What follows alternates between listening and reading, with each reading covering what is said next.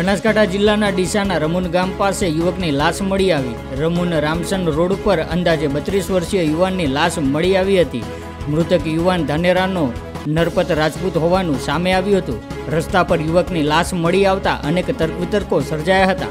રસ્તા પર યુવાનની લાશ મળતા લોકોના ટોળેટોળા જોવા માટે ઉમટી પડ્યા હતા। ઘટનાની જાણ થતાં જ આગથળા પોલીસે ઘટના સ્થળે પહોંચીને પરિવારને જાણ કરી હતી।